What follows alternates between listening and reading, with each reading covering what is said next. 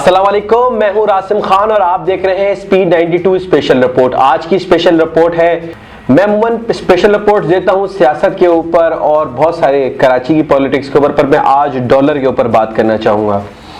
पाकिस्तान में डॉलर महंगा होने से किसी आम आवाम को कोई फर्क पड़ता है? उसका जवाब है बिल्कुल नहीं।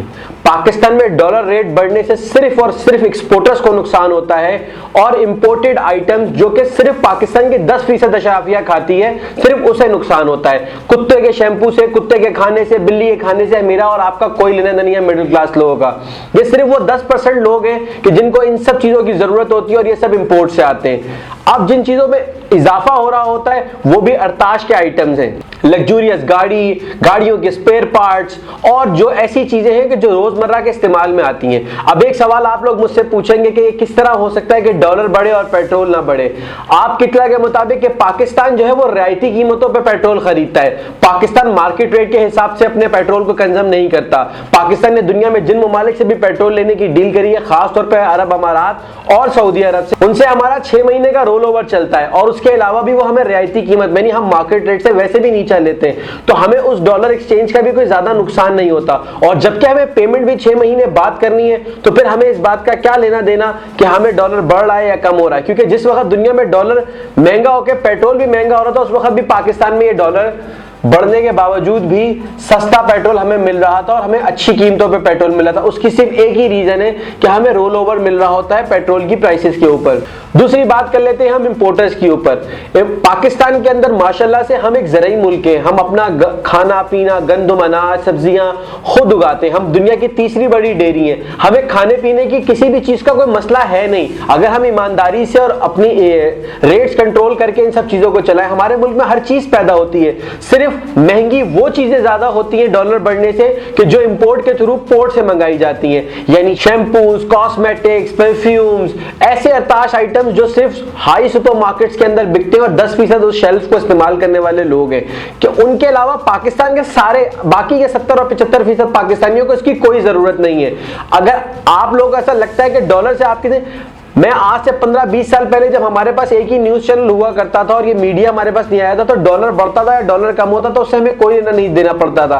हमने जब 8वीं धमाके किए तो उस वक्त भी डॉलर हमारा बहुत फ्लक्चुएट किया था। क्या उस वक्त पाकिस्तान की कौम को इतना कुछ पता चला था? पर हमारे मीडिया ने भी इसको बहुत ज्यादा हाइप में रखा हुआ है कि डॉलर बढ़ गया, महंगाई आएगी, ये होगा वो होगा। जो एक मुल्क जो खुद एग्रीकल्चर कंट्री है, जिसकी लाइव स्टॉक सारी दुनिया में मानी जाती है, वो भूखा कैसे मरेगा मेरी ये समझ में नहीं आता। अगर इसकी आपके पास कोई लॉजिक है तो मुझे कॉमेंट बॉक्स में बताइए। दूसरा, एक्सपोर्टर्स को नुकसान होता है, हमारी एक्सपोर्ट्स को जरूर नुकसान होगा। उसकी रीजन ये है कि हम दुनिया में कोई रेट कमिट करते हैं और यहां डॉलर रेट फ्लक्चुएट करता है, तो हम रॉ मटेरियल किस कॉस्ट में मंगाएंगे और किस कॉस्ट में आगे बेचेंगे। इस मामले में जिन मुल्कों में डॉलर इस वक्त हमसे सस्ता है, उनकी रेट्स उनको अच्छे मिल जाएंगे। मिसाल लेता हूं मैं आपको, सिंपल सी मिसाल, मैं जो टी शर्ट पहना हूं, अगर ये इंटरनेशनल मार्केट में पाकिस्तानियों ने $100 की कमिट की है और पाकिस्तानी ने कैलकुलेट किया आज के डॉलर रेट से, और कल ये डॉलर रेट बढ़ जाता है और मेरा रॉ मटेरियल महंगा होता है और मैं बाद में क्लाइंट से ये कहता हूं कि मुझे $120 की आपको दूंगा, तो वो मुझसे एग्री नहीं करेगा। क्योंकि इंटरनेशनल मुआहिदे पहले ही कर लिए जाते हैं कि ये लॉट आपके पास है, आपने इस कीमत में हमें बना के देनी है।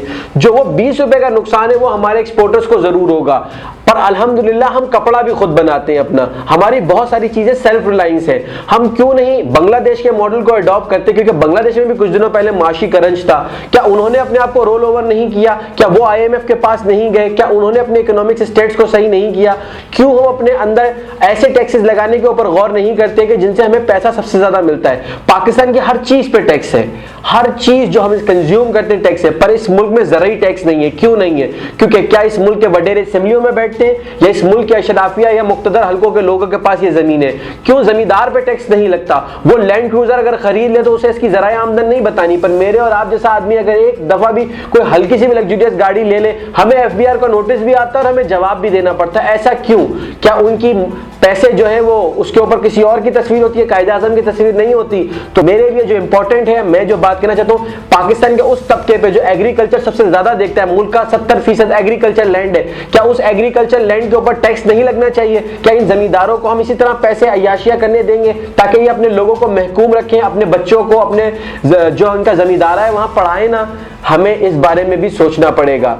आज के लिए बस इतना ही। आपसे मुलाकात होगी अगले प्रोग्राम में। इस बात को श्योर कीजिएगा कि डॉलर से आपकी जिंदगी में क्या क्या इफेक्ट होता है, मुझे कमेंट बॉक्स में बताइएगा। उसके ऊपर फिर करेंगे अगले प्रोग्राम में डिबेट। जब तक के लिए दीजिएगा मुझे इजाजत। अल्लाह हाफिज। पाकिस्तान जिंदाबाद।